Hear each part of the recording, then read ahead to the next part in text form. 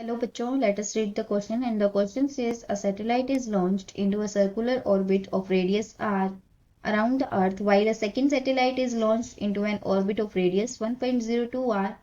The percentage difference in the time period of the two satellites is. तो हमारा जो यहाँ पे की कंसेप्ट यूज होगा, की कंसेप्ट हमारा यहाँ पे क्या यूज हो रहे हैं, हमारा यहाँ पे यूज हो रहे हैं केपलर्स लॉ। केपलर्स लॉ और केपलर्स लॉ के अकॉर्डिंग हमारे पास क्या है, according to Kepler's law T square is directly proportional to R cube, और हम बोल सकते हैं कि हमारा जो टी है time period is directly proportional to the R to the power 3/2 radius की 3/2। अब हमारे पास क्या गिवन है, दो सैटेलाइट हमने लॉन्च किए हैं, ये हमारी एज्यूम किया कि ये हमारी अर्थ है। एक हमने जो सैटेलाइट लॉन्च किया है वो ये किया है और दूसरा हमने ये किया है। तो एक सैटेलाइट का हमारा जो डिस्टेंस है अर्थ से वो कितना है r, और दूसरे सैटेलाइट का हमारा जो डिस्टेंस है वो कितना है 1.02 r। यहाँ पे स्मॉल r है तो ये है स्मॉल r और 1.02 r। ये हमारा फर्स्ट सैटेलाइट है और ये हमारा है सेकंड सैटेलाइट। अब हमारे पास क्या है, हमें क्या कैलकुलेट करना है, percentage difference in the time period. सबसे पहले हमें क्या कैलकुलेट करना है, difference in the time period. हम एज्यूम करते हैं ये हमारा T2 है इसका टाइम पीरियड और फर्स्ट वाले का हमारा T1 है।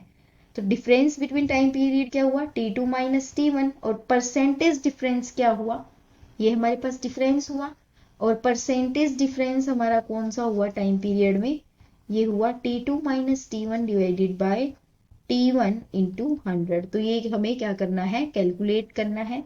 तो अकॉर्डिंग टू हमें पता है केपलर्स लॉ हमारे पास क्या है कि T is directly proportional to R to the power 3/2। अब यहाँ से हमारा क्या हुआ, T2 बाई T1 हमारे पास क्या आएगा, R2 divided by R1 to the power 3/2। अब हमारा यहाँ गिवन क्या क्या है, गिवन में हमारे पास क्या है कि हमारी जो R2 है वो कितनी है 1.02 R, और कैपिटल R कितनी है, जो R1 है हमारे पास वो कितनी है R।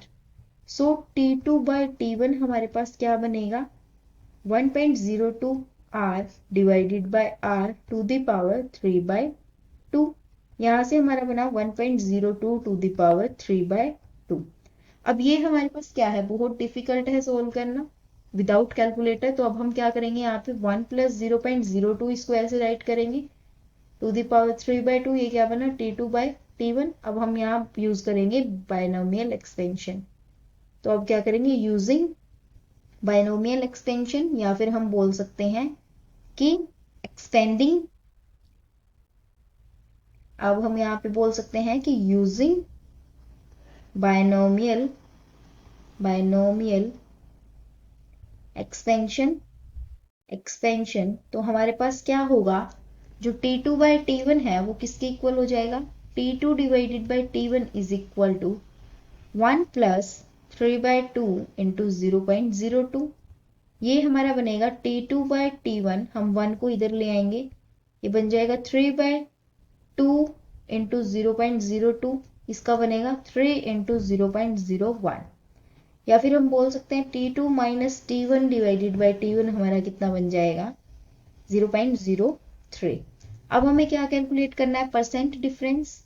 सो परसेंट डिफरेंस किसके इक्वल था हमारा, ये हमारा था T2 minus T1 divided by T1 into 100 के।